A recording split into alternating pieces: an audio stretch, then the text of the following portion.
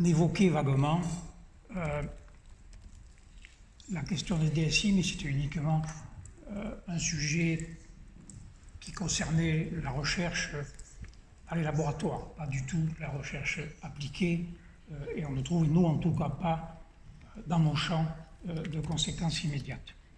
Et le traité a été adopté en conséquence de cette réalité.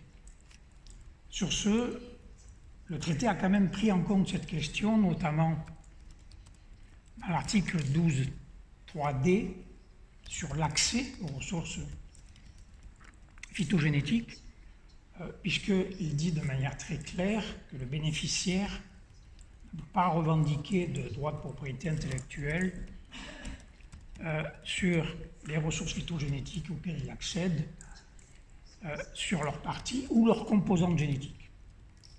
La composante génétique, elle n'est pas définie, elle n'a pas été définie précisément à l'époque, mais elle a quelque chose à voir avec les DSI.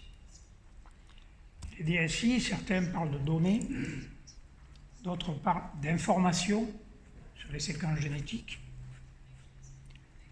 Et depuis que le traité a été adopté, les DSI sont devenus une réalité, et une réalité qui arrive dans les champs des paysans et aussi dans les entreprises semencières et notamment les petites entreprises semencières. Comment elle arrive dans les champs des paysans? Tout simplement avec des brevets qui sont revendiqués sur des informations séquentielles numériques. C'est quoi l'information séquentielle numérique? Ça, on a quand même une définition quand on lit des brevets. Alors, il n'y a pas de définition officielle, mais quand on lit des brevets, on le voit très bien. On a soit une séquence génétique déterminée, soit le dépôt d'un échantillon de semences dans une collection officielle, et un caractère lié à cette séquence génétique ou un caractère contenu dans le dépôt d'échantillons. Et le brevet sur cette information séquentielle numérique, il s'étend à toutes les plantes qui contiennent cette information séquentielle numérique.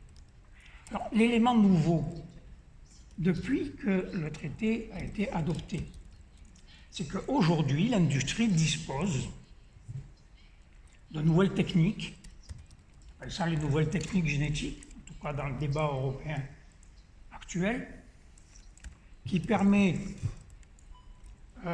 d'obtenir, en manipulant les gènes, des nouvelles informations séquentielles numériques qui, d'après ce que dit l'industrie, et c'est décrit comme ça dans les brevets, ne peut pas se distinguer, ou ne pourrait pas se distinguer, de la même information séquentielle numérique qui existe ou peut exister dans les champs des paysans ou suite à des sélections traditionnelles.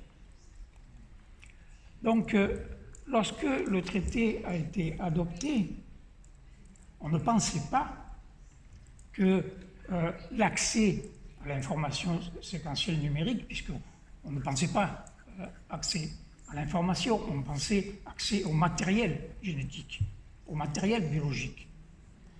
Et le partage des avantages, d'une part, était lié à l'accès à ce matériel biologique, et d'autre part, les conditions de l'accès étaient pensées par l'accès au matériel biologique.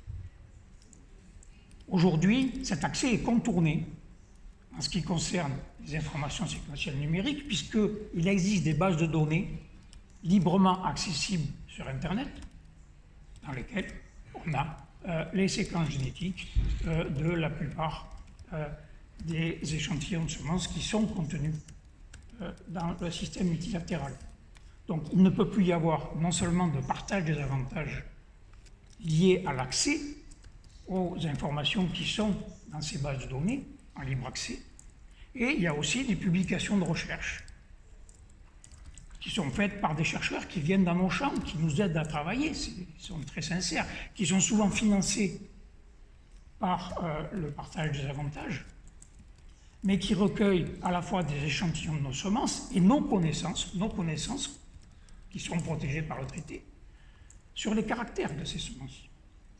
Et lorsque on dispose d'outils informatiques très puissants comme les grandes industries semencières, il est facile de croiser des centaines, des milliers de données sur des séquences génétiques et des milliers de données sur des caractères de plantes qui ont été identifiés par ces chercheurs dans mon champ, et ensuite de faire le lien entre une séquence génétique et un caractère brevetable. Et à partir de là, le brevet, il s'applique aux semences que nous avons données au traité. Je m'en suis plusieurs fois expliqué ici. Aujourd'hui, ça devient une réalité.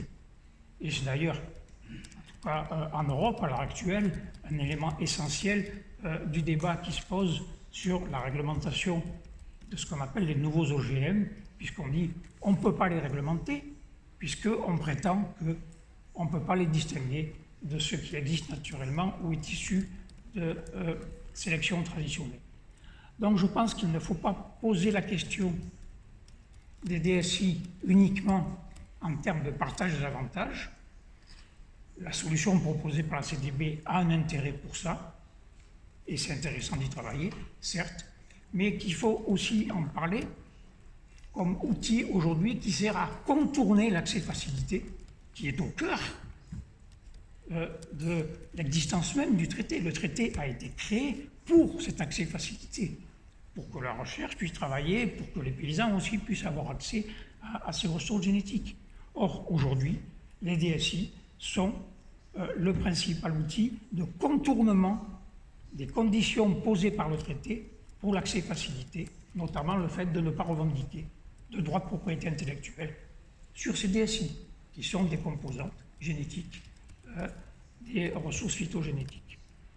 Donc je pense que ce sujet devrait être abordé frontalement, parce que tant qu'il ne sera pas abordé frontalement et tant qu'il ne sera pas résolu, je pense qu'on continuera à tourner en rond, comme on tourne en rond depuis 10 ans qu'on travaille sur l'amélioration du système multilatéral, jusqu'au jour où le traité ne servira plus à rien, puisque l'industrie aujourd'hui n'a plus besoin d'avoir accès aux ressources phytogénétiques physiques, elle se contente de l'accès aux bases de données de ressources d'informations génétiques.